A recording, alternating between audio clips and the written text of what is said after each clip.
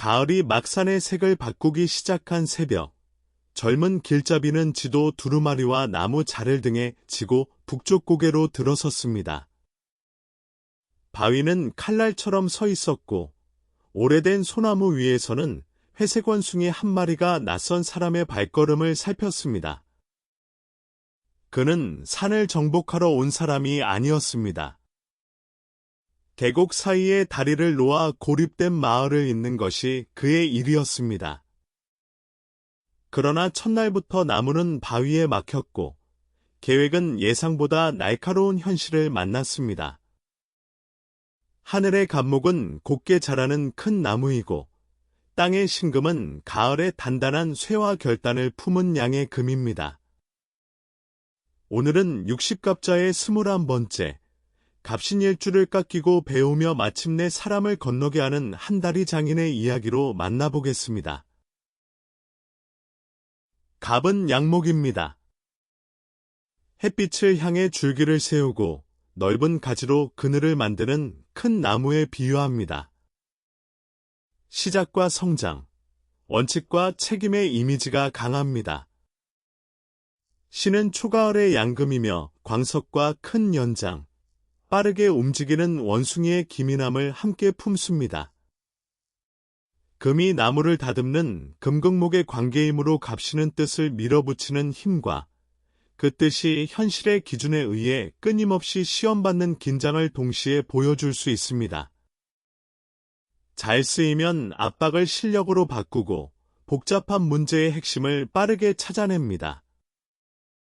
그러나 자신이 틀릴 수 있다는 사실을 패배처럼 받아들이면 비판에 날카롭게 반응하거나 더 강한 고집으로 버틸 수 있습니다. 갑신의 첫 공부는 꺾이지 않는 것이 아니라 무엇을 지키기 위해 어떻게 다듬어질지 선택하는 일입니다. 신금의 지장간에는 경금, 임수, 무토가 자리합니다. 갑목을 기준으로 경금은 편관 또는 칠살, 임수는 편인, 무토는 편재입니다. 날카로운 압박과 독창적인 배움, 현실의 자원을 읽는 감각이 한자리에서 움직이는 구조입니다. 젊은 길잡이는 바위가 길을 막을 때마다 더 큰 힘으로 밀지 않았습니다. 쇠의 결을 살피고 빗물이 흐른 흔적을 읽고 마을이 가진 나무와 밧줄의 양을 다시 계산했습니다.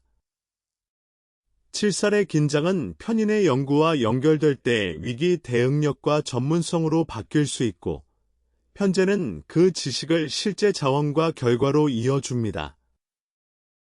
반대로 압박이 너무 크면 늘 시험받는 기분으로 살거나 성과를 빨리 증명하려 무리할 수 있습니다.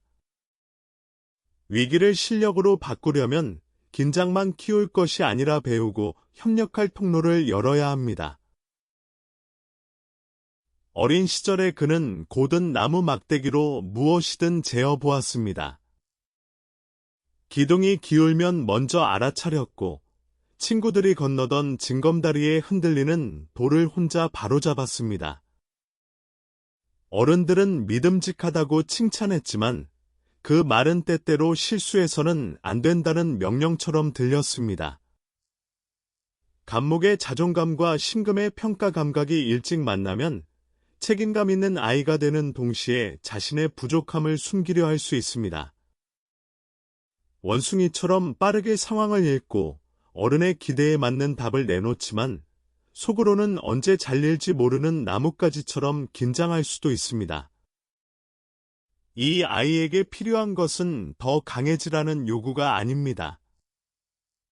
틀린 답을 내도 다시 배우면 되고 도움을 청해도 능력이 사라지지 않는다는 경험입니다. 안전한 시행착오는 갑신의 단단함을 고집이 아니라 실력으로 자라게 합니다. 산속 작업장에 들어간 그는 처음으로 쇳글을 손에 들었습니다. 스승은 좋은 연장은 나무를 괴롭히지 않는다고 말했습니다. 결을 거슬러 치면 단단한 들보도 갈라지고 결을 읽어 조금씩 깎으면 거친 통나무가 정확한 이음새가 됩니다. 갑신의 배움은 실제 문제와 긴장 속에서 빠르게 깊어질 수 있습니다. 편의는 남들과 다른 해법을 찾고, 칠살은 그 해법이 현실에서 견디는지 시험하며, 편재는 제한된 재료로 결과를 만들게 합니다. 연구, 기술, 설계, 법과 규정, 위기 관리처럼 정확성과 응용이 함께 필요한 분야에서 강점을 보일 수 있습니다. 다만 완벽한 실력을 갖춘 뒤 시작하려 하면 배움이 자기검열로 변합니다. 초안을 시험하고 피드백을 기록하고 다음 설계에 반영하는 반복이 갑신의 날카로운 감각을 살아있는 전문성으로 바꿉니다. 사람들은 그를 시원하고 분명한 사람으로 기억했습니다. 해야 할 일이 보이면 오래 망설이지 않았고, 문제가 생기면 책임질 사람을 찾기 전에 해결의 순서를 세웠습니다. 갑신에게는 개척성, 판단력, 독립심, 압박 속 집중력이 나타날 수 있습니다. 겉으로는 강하고 단정해 보여도 안쪽에는 끊임없이 더 나은 답을 찾는 예민한 관찰자가 있습니다. 그래서 칭찬보다 정확한 피드백을 선호하면서도 예상하지 못한 비판에는 마음이 크게 흔들릴 수 있습니다. 자신의 기준이 분명한 만큼 무능하거나 무책임한 상황을 참기 어려워하기도 합니다. 그러나 모든 일을 옳고 그름으로만 자르면 사람의 사정과 변화의 시간을 놓칩니다. 갑신의 성숙은 기준을 버리는 데 있지 않습니다. 기준을 사람을 자르는 칼이 아니라 함께 성장할 눈금으로 사용하는 데 있습니다. 다리를 놓는 셋째 날, 나이든 목수가 그의 설계에서 약한 이음새를 발견했습니다.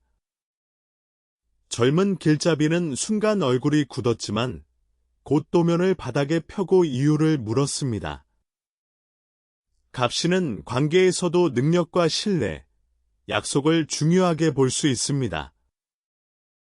말만 앞서는 사람보다 실제 행동으로 책임지는 사람에게 마음을 엽니다. 함께 목표를 향해 움직일 때 든든한 동료가 되며 위기에서 앞장섭니다. 다만 빠른 판단이 상대를 평가하는 말로 나가면 도움을 주려던 조언도 명령이나 비난처럼 들릴 수 있습니다. 혼자 처리하는 편이 빠르다는 생각이 반복되면 관계는 협력이 아니라 검사가 됩니다.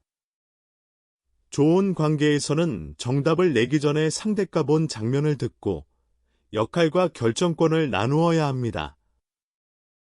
갑신의 신뢰는 내가 모든 것을 아는 데서 생기지 않고 수정할 수 있다는 태도에서 더 오래 갑니다. 사랑 앞에서 그는 화려한 말보다 약속을 지키는 행동을 택했습니다. 비 오는 날에는 먼저 지붕에 새는 곳을 고쳤고, 먼 길을 떠날 때에는 돌아올 날짜와 필요한 준비를 자세히 남겼습니다. 갑신의 사랑은 보호와 책임, 함께 성장하려는 의지로 표현될 수 있습니다.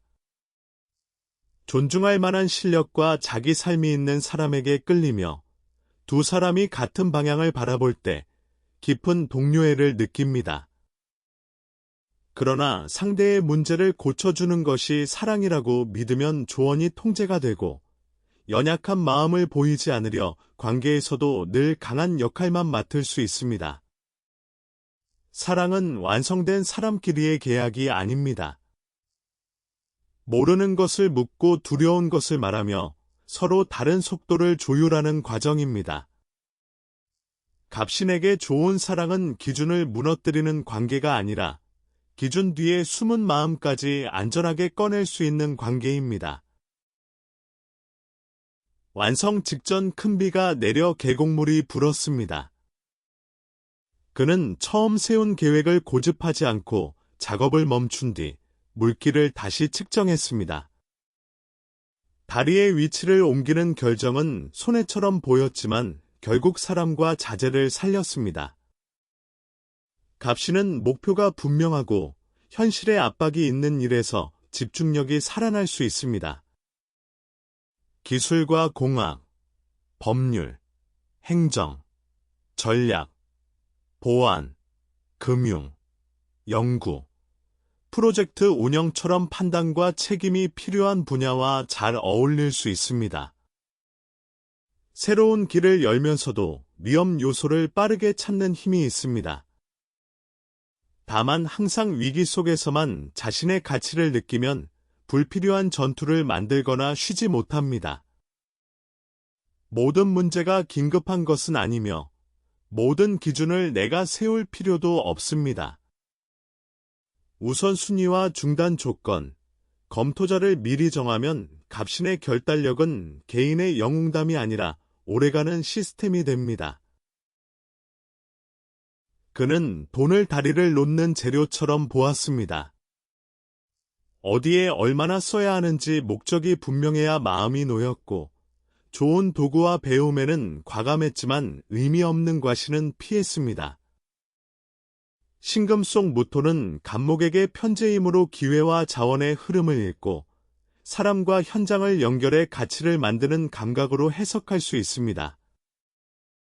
성과가 보이는 일에 빠르게 투자하고 여러 통로의 수입을 설계할 수도 있습니다.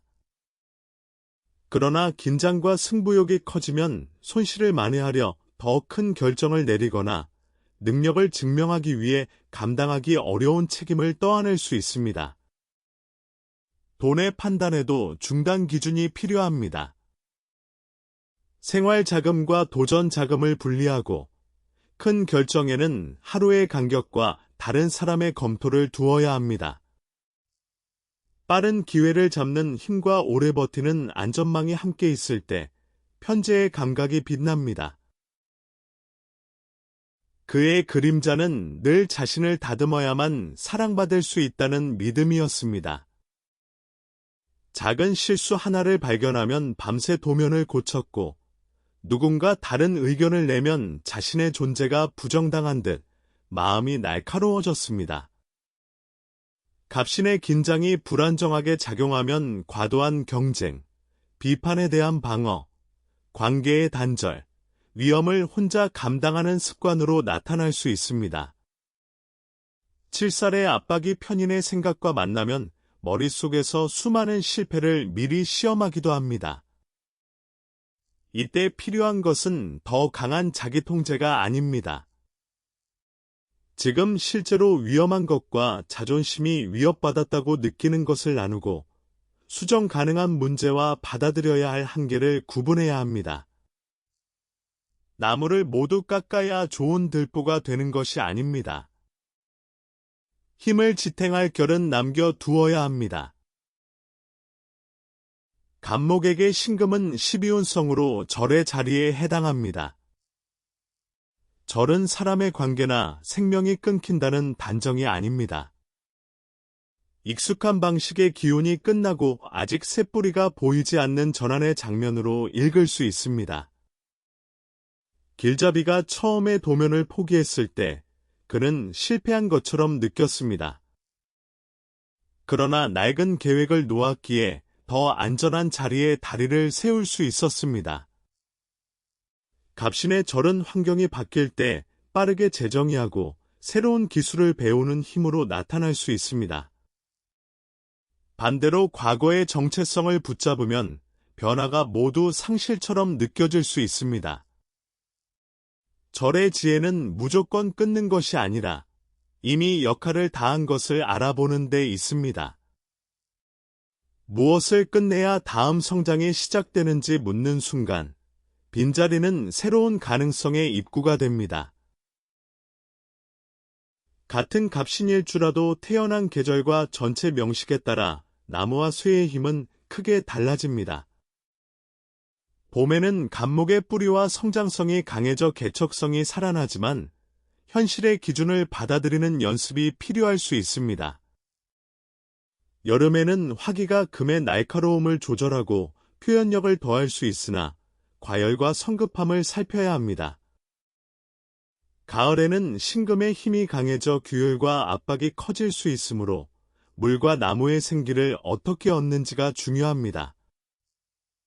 겨울에는 수기가 감목을 돕지만 추위 속에서 실행을 일으킬 불의 역할도 살펴야 합니다. 합과 충, 조후, 오행의 강약에 따라 같은 칠살과 편인도 전혀 다르게 작용합니다. 갑신 두 글자만으로 직업이나 성격, 기륭을 단정하지 말고 전체 명식과 실제 삶의 환경을 함께 보아야 합니다. 갑신과 의류의 나붐은 천중수, 곧 샘물이라고 부릅니다.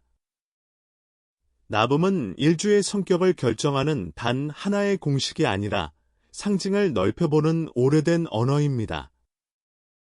샘물은 큰 강처럼 처음부터 넓지 않습니다. 단단한 바위 틈에서 조용히 솟아나고 길을 얻으면 마을을 오래 살립니다. 갑신의 이야기에서도 쇠와 바위의 압박 사이에 임수의 배움이 숨어 있습니다. 젊은 장인은 비판과 실패를 피하지 않았고 그 틈에서 자신의 방식만으로는 볼 수 없던 맑은 물을 찾았습니다.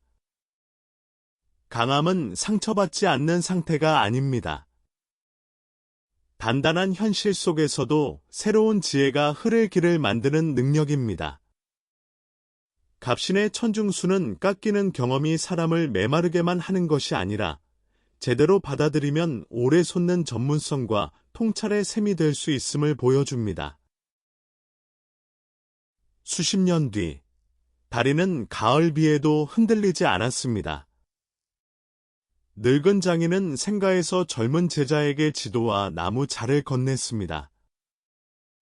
원숭이는 오래된 소나무 위에 앉아 사람들이 안전하게 계곡을 건너는 모습을 바라보았습니다. 갑신, 하늘의 감목과 땅의 신금. 고든 뜻이 날카로운 현실을 만나 기술과 책임으로 다듬어지는 자리입니다. 장점으로는 개척성, 빠른 판단, 위기 대응력, 전문성, 결과를 만드는 힘을 이야기할 수 있습니다.